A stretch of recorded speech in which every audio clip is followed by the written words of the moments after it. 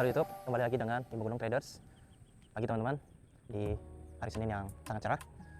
Jadi hari ini, karena sudah lama banget kita tidak bikin video, mungkin hampir 1 tahun. Dan karena ini sudah akhir tahun, mungkin ya ada beberapa hal yang menarik untuk kita bahas sama-sama. Ya, untuk live update di tahun ini, 2025, banyak sekali yang terjadi. Ya, hal baik, hal-hal yang hampir tidak baik, banyak sekali terjadi.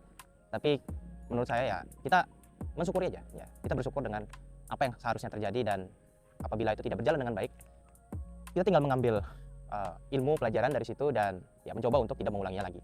Ya, jadi di tahun 2025 ini sangat-sangat menarik ya, menurut saya sangat-sangat bersyukur. Market sangat bagus ya, walaupun ada gejolak di beberapa market ya, atau di kripto ya kan, di saham ya, dan ya menurut saya di setiap tahun itu selalu ada ibaratnya itu opportunity ya. Jadi opportunity itu tidak pernah hilang, tidak pernah habis. Selalu ada momen, selalu ada narasi baru, selalu ada istilahnya narasi atau cara untuk menghasilkan uang di market ya, dan itu selalu beda-beda gitu, selalu permainannya berbeda gitu, sedikit berbeda. Oke, kita bakar rokok dulu.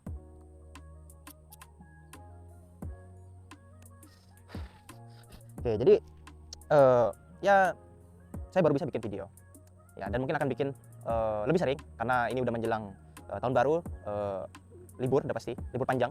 Jadi mungkin 1 minggu ya bisa lah untuk serius dan fokus membuat video gitu ya. Karena di hidup ini memang terkadang selalu ada yang dikorbankan ya, dan bagi saya yang saya korbankan itu selalu waktu ya. Saya tidak terlalu punya waktu banyak untuk bikin video segala macam ya, karena adanya kesibukan, dan juga ya menurut saya tidak mencari uang juga dari membuat video gitu. Saya hanya ingin sharing. Banyak hal yang pengen saya sharing, tapi terkadang itu tadi, untuk membuat suatu video itu kadang lebih apa ya istilahnya, harus punya effort lebih segala macam, dan ya belum ada waktunya juga gitu. Tapi ya itu tadi, saya di tahun ini 2025 ini banyak menghabiskan waktu untuk menulis ya, banyak menulis ya, menulis artikel, menulis blog, menulis paper juga. Saya sudah menulis 2 paper di tahun ini. Mungkin kalau teman-teman yang mau baca, saya bisa cantumkan linknya di description. Dan juga ya fokus biasa manage portfolio, manage fund ya, bermain di market, menghabiskan waktu untuk riset, untuk ya analisa segala macam. Jadi banyak waktu yang habis di situ ya, dan mengajar orang juga ya, ngajar teman-teman saya, komunitas saya juga. Jadi ya waktu udah terbagi gitu ya, waktu udah terbagi, belum ngurus bisnis segala macam. So ya itulah manusia gitu ya, itulah manusia, dan ya saya harapnya saya bisa punya waktu luang lebih banyak dan bisa bikin video lebih banyak gitu. Nah, tapi terkadang itu tadi, ketika kita pengen bikin video tapi ternyata sudah ada yang bikin video tentang A gitu. Jadi kalau saya bikin lagi buat apa gitu kan, sudah ada A yang bahas gitu, sudah ada B yang bahas, jadi ya itulah. Nah, biasanya itu yang bikin saya kayak udah nggak usah bikin dulu gitu. Jadi kadang kayak gitu. Sebelum kita masuk ke topik ya, kita bisa recap dulu apa sih yang terjadi di market di tahun 2025 ini gitu ya. Yang pertama sebenarnya di 2025 ini, bagi yang di pasar kripto ya, bagi yang invest atau trading di market kripto, menurut saya kita mendapatkan ya opportunity yang sangat bagus. Bitcoin naik sampai 120 berapa, 122.000, 124.000, pokoknya sangat bullish, sangat menghasilkan profit di situ ya, maksimais banget kita. Ethereum juga kemarin naik ke 4.500 kalau nggak salah, Solana ke $300 kalau nggak salah, BNB. Jadi buat teman-teman yang megang di token-token top 5 ya, token-token top 10 lah, itu pasti akan mendapatkan menurut saya profit. Terutama teman-teman yang mungkin beli token-token yang hits ya, seperti Hyperliquid ya, seperti Hyperliquid itu pasti mendapatkan keuntungan yang sangat bagus ya, keuntungan yang sangat bagus ya. Saya megang ETH ya, ETH naik lumayan gitu, menurut saya very profitable ya. Jadi 2025 saya sangat bersyukur, maksudnya bisa mendapatkan opportunity sebaik itu tanpa, menurut saya tanpa untuk apa ya istilah, menggunakan effort yang sangat banyak gitu. Jadi kebanyakan orang yang mungkin tidak mendapatkan profit, tidak maximize opportunity di tahun ini, itu adalah karena bisa jadi ya dia masuk di token-token yang nggak jelas gitu ya, token-token aneh gitu ya. Jadi ya akhirnya pasti loss gitu. Akhirnya kalau kita lihat gitu secara 1 tahun pasti loss. Portfolionya tidak grow, portfolionya tidak bertumbuh. Dan itu menurut saya nasib juga. Ya nasib, dan juga mungkin karena faktor ilmu. Ya, faktor ilmu. Jadi menurut saya gini, udah banyak juga yang ngomong bahwa yang namanya investasi, yang namanya trading, belajar untuk ya fokus pada aset atau project yang kalian ingin investasikan. Belajar fokus ke situ. Nggak usah terlalu banyak yang dipegang, nggak usah terlalu banyak yang dilihat, nggak usah terlalu banyak yang di apa istilahnya dicari sinyal-sinyalnya gitu, forward gitu kan. Ujung-ujungnya juga tidak menghasilkan profit. Kita hanya terjebak ya, terjebak ke ilusi kita sendiri bahwa ini akan beggar gitu, oh ini akan to the moon segala macam. Padahal nggak terjadi apa-apa, yang ada malah turun ya, yang ada malah turun. Nah, dan saya udah sering bilang bahwa jangan salah beli, jangan salah jual ya. Kalimat ini simpel gitu, tapi banyak orang itu tidak paham mungkin bahayanya kalau lu salah beli. Ya, kalau kalian salah beli itu sangat bahaya. Apalagi kalau kalian salah jual. Ya, bisa jadi aset yang kalian beli, project yang kalian beli itu sudah bagus, tapi kalian jual lebih awal, jual terlalu awal, seperti Hyperliquid. Pada saat turun di $10 kalau nggak salah, banyak yang buang. Ternyata naik ke $40 kalau nggak salah, naik 3 kali lipat. Dan di saat itu kan apa yang dirasakan ya kan, pasti kecewa, pasti sakit, pasti hope jadinya kan, pasti harapan gitu untuk dapat yang lain lagi gitu, nggak bisa gitu kan. Nah, karena time and price gitu, market itu kan time and price ya, punya waktu dan punya harga. Jadi ketika kita masih berada di siklus itu ngelup ya, mutar-mutar, kita tidak akan pernah bisa mendapatkan opportunity yang bagus, dan justru opportunity di depan mata pun kita tidak bisa lihat ya. Contoh misalnya kayak Ethereum dan Bitcoin, atau BNB lah, seandainya fokus aja di situ, harusnya menghasilkan profit yang sangat lumayan ya, minimal 50% lah gitu. Tapi kebanyakan orang nggak tahu, dia beli sesuatu yang dia nggak tahu juga itu apa gitu kan, hype-nya aja gitu kan, kayak ngikutin orang segala macam gitu, percaya omongan orang di sosmed gitu kan, forward gitu kan. Udah saya pernah bilang bahwa orang-orang di sosmed yang apa istilahnya, yang ngomong ngelantur itu adalah orang-orang yang sebenarnya bentar lagi itu masuk rumah sakit jiwa gitu kan ya, dia nggak punya apa-apa sebenarnya ya. Seandainya kita fokus dengan analisa kita fokus dengan pemahaman kita, cukup mungkin ya 2-3 project, menurut saya itu udah menghasilkan opportunity yang sangat bagus ya. Disyukuri aja, lebih baik untung dibanding rugi gitu ya, walaupun untungnya 50%. Nah, bagusnya lagi kalau bisa untung 100%, 200% gitu ya, tergantung manajemen portfolio kita seperti apa ya. Dan ya, topik hari ini sebenarnya saya akan membahas tentang yang namanya turning point. Sebenarnya kita akan ngebahas tentang market ya kan, tentang turning point gitu. Karena ini akan membantu kita untuk membaca arah market seperti apa, dan dia mau kemana, dan what next gitu, apa skenario yang akan terjadi. Kita akan membahas itu nanti ya. Jadi sabar dulu, nggak usah buru-buru gitu. Saya tidak tidak mengejar sesuatu juga gitu, jadi santai aja gitu ya. Saya nggak peduli kalian nonton apa enggak ya, teman-teman nonton apa enggak, saya nggak peduli juga ya. Saya hanya sharing, ini mungkin akan ditonton oleh teman-teman saya, komunitas saya di masa depan gitu. Jadi kita ngobrol santai aja ya. Saya lebih pengen gini, Oktober itu saya exit di kripto. Saya sudah keluar pelan-pelan, mungkin November baru selesai. Jadi Oktober itu memang sudah trimming ya, sudah take profit. Kenapa saya keluar di Oktober gitu kan ya, kenapa ya gitu. Nah, ada apa di Oktober gitu. Nah, jadi gini teman-teman, sifat dasar market itu nggak pernah berubah, sifat dasarnya ya, prinsip dasarnya nggak pernah berubah. Apa itu gitu? Ketika banyak orang yang sudah FOMO, banyak orang yang sudah jual sertifikat rumah, sudah pinjol masuk ke market, itu artinya market sudah terlalu tidak kondusif, dan kita harus melihat juga return dari aset kelas itu ya, dari kripto itu sudah lumayan tinggi ya, dengan waktu yang sangat singkat.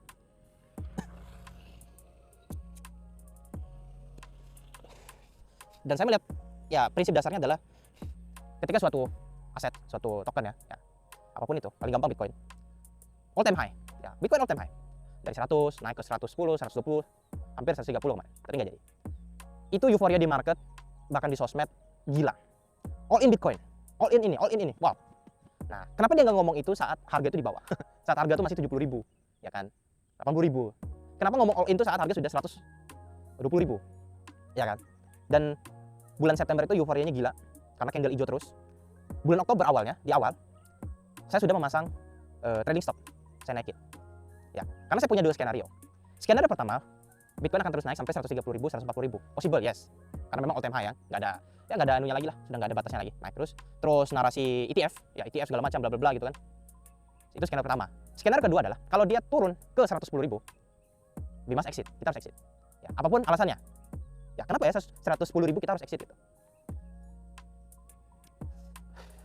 Jadi gini, kita ngomongin fase market, karena market itu tidak bergerak berdasarkan titik, tapi bergerak berdasarkan fase ya. Buat teman-teman yang sudah membaca teori atau membaca buku macam-macam ya, membaca buku yang teknikal segala macam, ada satu teori namanya tuh Wyckoff ya, teori Wyckoff teori Richard Wyckoff itu ya. Jadi punya fase, ada fase konsolidasi ya kan, ada fase akumulasi, ada fase markup, ada fase distribusi, ada fase markdown. Saya melihat Bitcoin kemarin itu sudah di fase bukan markup lagi, tapi udah konsol di atas, konsolidasi di harga yang lumayan tinggi dengan liquidity yang masuk lumayan besar ya, inflow yang sangat besar. Kalau saya sebagai market makernya atau whale-nya, saya mending distribusi aja langsung.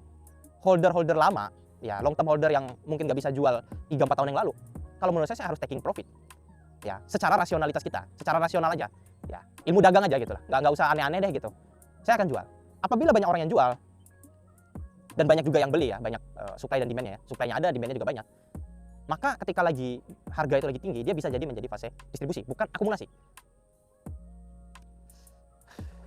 Ya, jadi bukan fase akumulasi, jatuhnya malah distribusi. Saya kira awalnya jadi reakum, ya, dia reakum di atas dan akan lanjut sampai mungkin berapa lah gitu ya, 140.000, 150.000. Tapi ternyata saya melihat bahwa berapa kali mencoba untuk tembus itu rejection terus, dan sudah mulai ada lemah ya, kelemahannya sudah mulai ada lemah di situ. Price actionnya sudah lemah, sudah tidak sudah tidak punya momentum yang kuat lagi. Akhirnya Oktober saya pantau turun di harga 120.000, turun di harga 115.000, cut ya, trimming ya, sisakan sedikit. Pada saat dia di bawah 110.000 jual semua. Ya. Gimana kalau misalnya saya sudah jual semua dan harga naik lagi? Ya biarin aja. Ya berarti kan reakum tuh. Berarti kan dia menjadi reakum. Ya masuk lagi nanti. It's okay.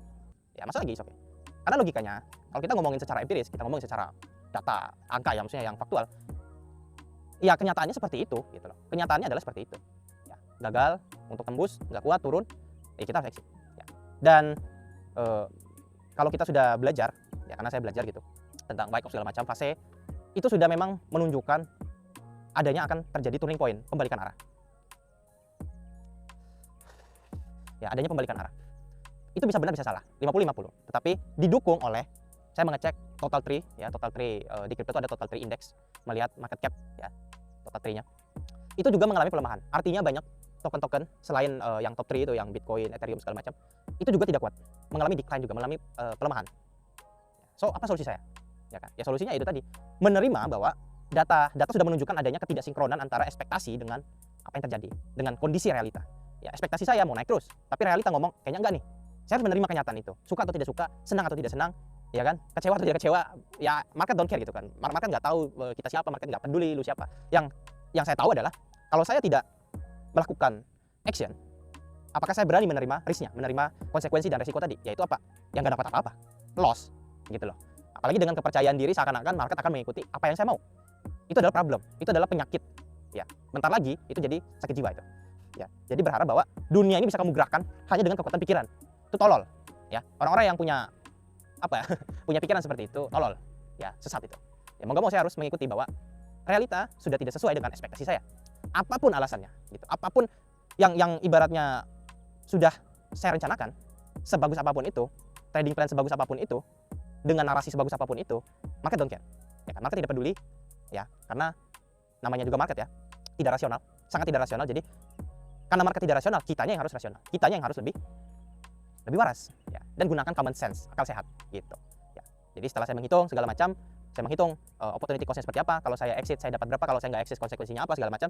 Ya menurut saya tidak ada ruginya jika saya harus exit Oktober. Dan ternyata November ya. Nah, November itu terjadi apa ya? Oktober akhir atau November akhir itu terjadi check out ya, turun tajam, wah. Nah, di situ saya ya bersyukur bahwa seandainya saya egois, seandainya saya overconfident, mungkin saya akan kena gitu. Dan akhirnya exit, pindah ke market saham lagi gitu. Ya, dan di saham ternyata lumayan menghasilkan juga, sangat bullish juga kayak gitu. Nah, sekarang kita ngebahas tentang turning point di market itu sendiri. Apa sih turning point gitu? Oke, kita akan membahas secara garis besar, prinsip-prinsip dasar aja ya. Saya tidak suka membahas tentang chart karena bisa jadi teknikal saya beda dengan teknikal yang teman-teman pelajari. Ya. Karena saya based on algorithm, saya melihat market itu pure is algorithm ya, market price algorithm, penuh dengan yang namanya itu logic, penuh dengan yang namanya itu decision ya. Jadi saya tidak melihat market itu seperti mungkin banyak teman-teman yang belajar teknikal gitu. It's okay gitu, it's okay. Makanya saya malas sebenarnya membahas tentang teknikal atau chart gitu. We don't care gitu.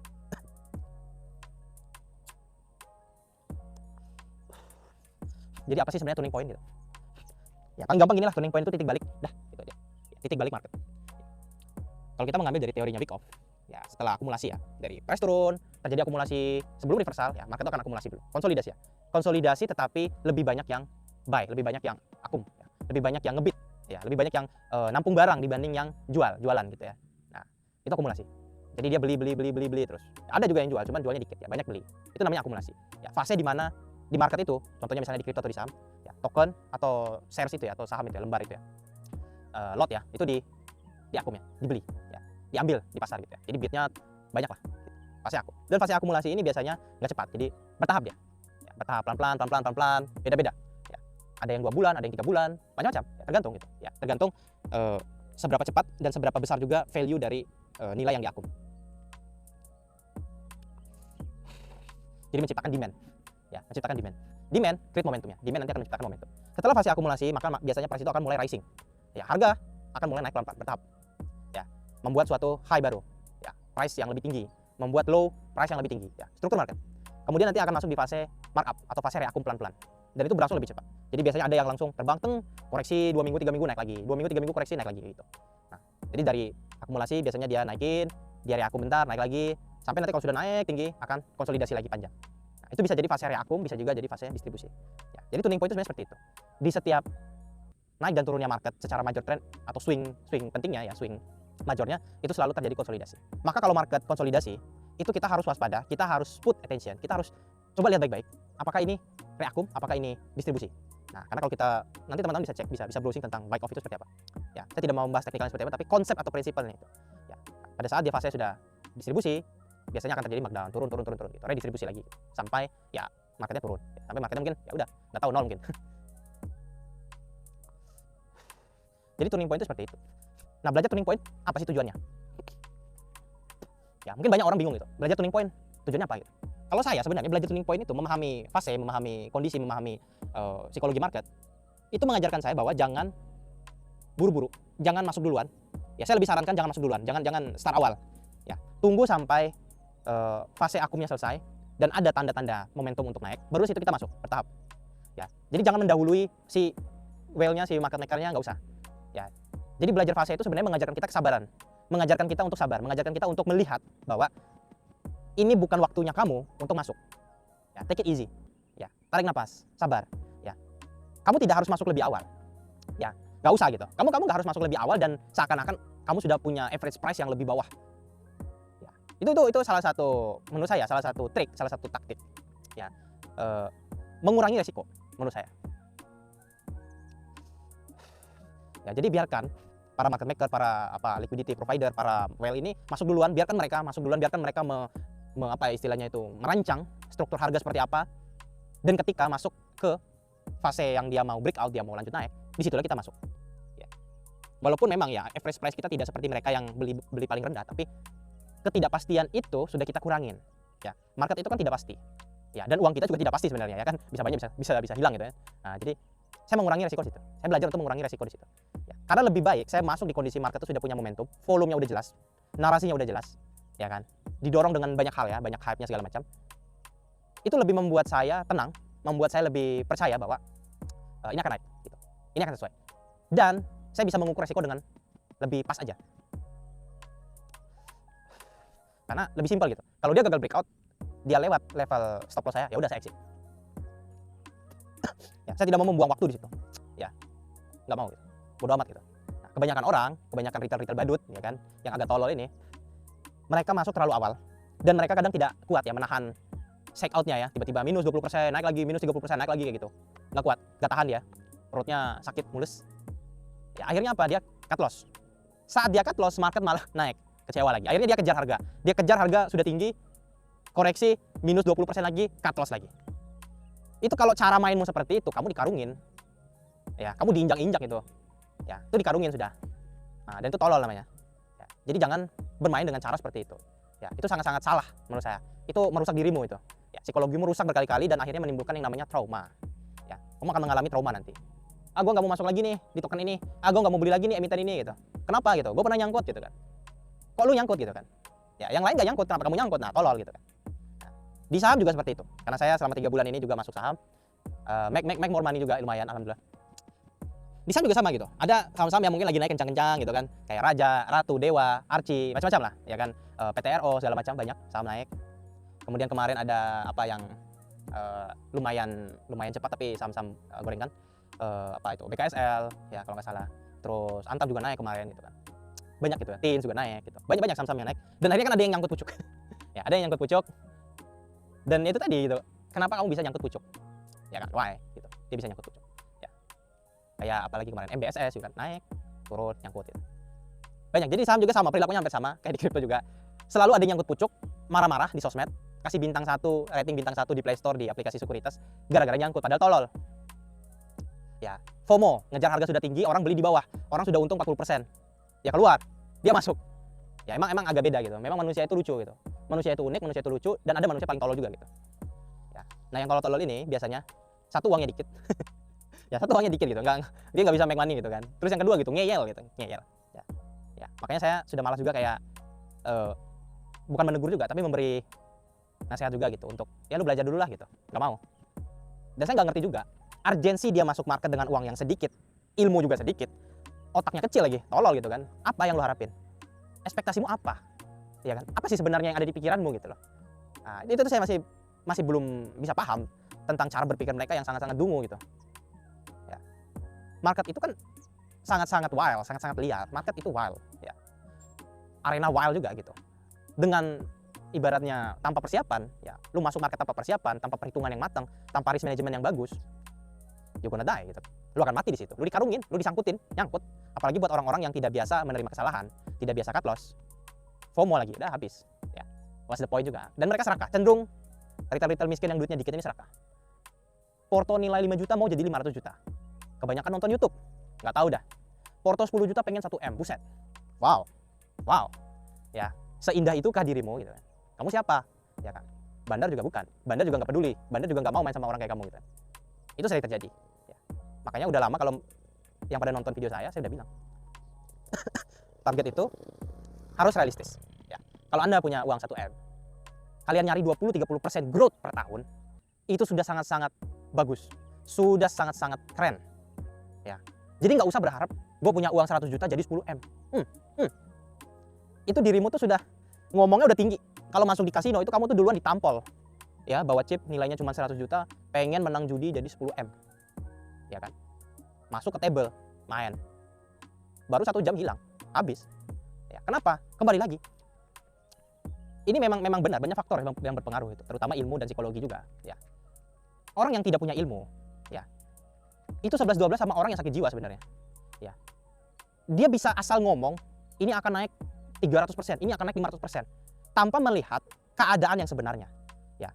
Masuk di saham yang volumenya juga nggak tahu tuh volumenya berapa gitu, value per harinya aja, value volumenya aja tuh nggak nyampe 5M, nggak nyampe 3M transaksi. Dia pengen ini naik 10 kali lipat, 5 kali lipat, 500%. Itu aja kan sudah kayak orang gila, sakit jiwa itu. Entah nggak tahu ya apa isi otak ya, tapi tolol gitu. Sedangkan buat orang-orang yang sudah lama di market, kita itu sangat concern dengan yang namanya transaksi, dengan yang namanya itu inflow, dengan yang namanya itu price action, dengan yang namanya itu corporate action segala macam. Kita akan melihat itu jauh lebih luas gitu. Dan nggak ada tuh ngomong ini akan naik 500%. Buat apa lu ngomong gitu? Bukan lu yang menciptakan harga gitu. Bukan lu yang menciptakan harga. Ya. Market itu liar, nggak usah diatur. Ya, karena di saham sendiri metode saya dari dulu itu adalah margin of safety, MOS, margin of safety. Ya. Cukup cari saham-saham yang bagus, saham-saham yang punya narasi bagus, saham-saham yang punya turnover bagus, ya baik itu dari laporan keuangannya, dari kinerja perusahaan segala macam, punya corporate action yang bagus, dan dia sudah turun puluhan persen. Jadi kita punya margin of safety yang besar. Misalnya gini, ada emiten misalnya, saya nggak mau nyebut nama, dia udah turun 40% dari high sebelumnya. Saya hitung, ya, saya punya margin safety berapa? Saya udah lihat dia turun 40%. Oke, menarik, ya, sangat menarik. Dan saya mengecek, browsing, riset, alasan dia turun kenapa gitu. Saya mengecek fundamentalnya seperti apa. Apakah fundamental itu nggak penting? Tergantung. Kalau uangmu masih dikit, ya nggak penting juga sebenarnya. Tapi kalau uangmu sudah banyak, at least kamu punya conviction lebih. Ya, saya harus melihat fundamentalnya. Ini kenapa dia turun? Karena apa? Gitu. Apakah akan terjadi turnover? Ya kan? Karena banyak perusahaan itu di bursa saham kita, revenue-nya besar tapi net profit marginnya kecil. Ternyata dia akuisisi, dia punya cash banyak. Ya, dia punya cash equivalent tuh banyak gitu. Puluhan triliun, ada juga yang 5T, 3T segala macam. Itu yang saya harus lihat. Kenapa dia turun? Kira-kira kalau dia mau naik, dia harus ngapain? Ya, think like a businessman gitu. Ya, berpikir seperti seorang businessman sebagai owner. Kalau gue punya perusahaan ini, nah, kalau gue mau baik, kalau mau bikin si perusahaan ini jadi baik, gue harus ngapain? Gitu. Gue lihat gitu. Oh, fundamentalnya kayak gini. Oke, dia punya duit, ternyata ada duit cash sekian gitu. Gue lihat quarter reportnya seperti apa. Apakah dia punya revenue-nya ada kenaikan, ada growth? Apakah dia punya marginnya kayak gimana? EPS-nya seperti apa? Ya, basic lah, just basic. Dan gue harus lihat emiten ini dari grup mana, ya kan? Grup mana? Kan di Indonesia ini banyak grup. Ya. Konglo mana ini? Nah, kan kita lihat gitu. Ini masuk di konglo mana? Kalau konglo yang ini narasinya seperti apa? Narasinya apa? Gitu. Oh, ternyata dia masuk ke narasi internet, ya kan? Oke, internet, oke. Kita lihat ya. Dan kita menunggu, sabar, volumenya diperbaiki. Biasanya market maker itu akan mengatur kembali harga, mengatur kembali fase, ya, untuk akumulasi. Ya, biasanya nanti volumenya udah mulai pelan-pelan muncul. Ada yang transaksi di situ, ada yang beli, ada yang jual. Udah mulai pelan-pelan. Baru nanti kan kita cek money flow-nya, kita cek. Kalau di bursa saham kita ada namanya broker summary, kita cek. Yang megang barang siapa sih? Siapa yang megang barang? Saya nggak peduli kode broker, I don't care. Fuck up sama kode broker. Tapi gue memahami siapa sih yang megang barang, itu aja. Yang punya barang itu siapa? Atau nggak perlu siapa, berapa dah? Gitu. Berapa sih barang yang sudah di tangan gitu? Kita lihat, kita mundur 1 minggu, mundur 1 bulan. Ternyata sudah ada dari 1 bulan, mundur lagi 3 bulan. Ternyata dari 3 bulan sudah ada dia. Makin naik, makin naik. Kemudian net foreign-nya ternyata mulai masuk. Ya udah, tinggal nunggu dia breakout. Pada saat dia mau breakout, masuk, naik 200%, naik 300%. Emang gua tahu naik 200%? Enggak peduli. Tiba-tiba arah aja kan, arah gitu. Kapan untuk exit? Itu tadi, ketika sudah mulai konsolidasi, ketika sudah mulai ada distribusi pelan-pelan, it's time for you to decide. Ini adalah waktumu untuk menentukan ambil ambil profit, trimming, atau biarin aja. Ya. Nah, karena menurut gua sudah cukup, ya udah ambil 90%, sisakan 10%. Kalau turun lagi 10%, jual full, selesai. Trading stop. Ya, sesimpel itu. Tapi banyak orang tidak mau melakukan proses seperti ini. Ya. Dia taruh indikator tuh sampai ada 10 itu. 10 technical indikator tuh ditaruh semua. Nggak tahu apa sih harapanmu gitu kan? Harapanmu dengan indikator itu apa? Kamu nggak bisa baca, kamu nggak paham juga indikator itu apa gunanya. Ujung-ujungnya apa? Rugi juga. Ya mending buang aja semuanya. Ya, karena nggak guna. Ya, market tidak digerakkan dari gambar di chartmu, nggak ada. Ya. Memahami psikologi di market, memahami apa yang terjadi di market, ya, cari info sebanyak mungkin, kumpulkan informasi sebanyak mungkin, rangkum, dan dari apa yang kamu ketahui, apa nih actionnya? Skip, buy, atau watch aja, pantau aja. Nah, kayak gitu aja, sesimpel. Ya, nggak usah ribet. Ya, nggak usah ribet, nggak usah aneh-aneh. Ya, paling gampang itu adalah saat saya misalnya saya ada beli satu emiten, ya, provider juga, ya, provider, ya, kode depannya tuh E, ya, saya nggak peduli waktu orang-orang bilang ini dikit nih naiknya dikit, tahu-tahu 40% sudah naik, dikit, 40% dikit katanya, lu tolol bagaimana dah, ya karena dia uangnya dikit, miskin, ya, udah miskin tolol, bayangkan, lu punya duit lah, gak usah banyak, lu masuk di emiten itu 100 juta aja. Hanya nunggu 2 bulan lu dapat 40%, 40 juta. Siapa yang ngasih duit lu cuma 40 juta? Gak ada. Gak ada kan? Gak ada memang. Gitu loh. Tapi kenapa orang tuh selalu melihat bahwa kalau nggak nyampe 100% itu dikit. Disitulah ketololannya. Serakah, pengen cepat kaya. Seperti saya bilang tadi, punya uang 5 juta, pengen jadi 5M. Itu siapa yang ngajarin sih? Gitu loh. Itu siapa yang ngajarin gitu loh. Kenapa lu nggak jadi manusia apa adanya? Jadilah manusia itu apa adanya. Gitu loh. Terimalah kondisi hidupmu seperti apa. Nggak usah terlalu bermimpi dari rakyat jelata jadi raja. Itu kan salah satu tolol yang udah jadi darah daging gitu loh. Ya, DNA tolol itu memang sudah parah. Jadilah apa adanya. Ya, kenalilah dirimu di market. Kamu tuh siapa? Gitu loh. Uangmu berapa? Sesimpel itu. Ya kan? Kalau portomu aja udah nggak nyampe 1M, nggak usah aneh-aneh. Ya. Nggak usah berhalusinasi terlalu panjang. Cukup gini lah. Cari aja return, porto growth itu minimal 20% cukup dah. 1 tahun. Konsisten selama 10 tahun, compounding, kalau kamu ada rezeki top up, kalau kamu ada rezeki deposit, itu dengan sendirinya uangmu akan banyak, gitu loh. Belajar ilmu compounding, gitu loh. Jadi nggak usah cepat-cepat dari miskin langsung pengen jadi kaya besoknya. Dari yang naiknya sepeda pengen langsung naik Ferrari. Tuh kamu tuh hidup tuh di dunia dongeng, kebanyakan nonton film, gitu. Filmnya film ilegal lagi mungkin. Ya. Baca buku enggak, gitu. Nggak make sense, gitu. Sedangkan di market kita itu harus menggunakan akal sehat sebanyak mungkin. Gitu loh. Dan menurut saya untuk nyari 20% per tahun itu sangat achievable. Yang penting sabar. Kenapa sih buru-buru pengen kaya? Emang lu mau ngapain sih? Gitu loh. Emang kalian mau ngapain gitu? Ya. Nggak rasional aja gitu, ya. Nah, lebih baik belajar untuk menghasilkan cash flow, menghasilkan income, naikin income-nya, tabungannya ditambahin, investasinya ditambahin, compounding dalam 10 tahun, 15 tahun, nilai yang kamu cari itu pasti akan dapat juga gitu loh. Ya kalau paling gampang kayak gini lah. Belajarlah untuk mulai dari nol. Ya, artinya belajarlah mulai dari bawah. Sabar. Kenalilah dirimu sendiri. Ya, kamu tuh bukan siapa-siapa. Dan belajar bersyukur apa adanya. Ya. Kalau market ngasih kamu 30%, terima saja. Kalau market kasih kamu 100%, ya terima saja. Jangan nyari yang nggak ada. Ya, kebanyakan retail tolol di market itu adalah mencari yang tidak ada. Ya kan? Dia iri dengan kesuksesan orang lain, dia iri dengan harta atau uang orang lain. Buat apa? Ya. Kenapa kamu mencari sesuatu yang nggak ada di dirimu gitu loh, ya itu kan aneh gitu loh. Jadi percuma juga kamu mau belajar teknikal, mau belajar fundamental, tapi kalau dalam dirimu psikologimu jelek, mentalmu jelek, ya kan, ya kamu nggak akan menghasilkan apa-apa sih gitu, ya, nggak menghasilkan apa-apa. Ya.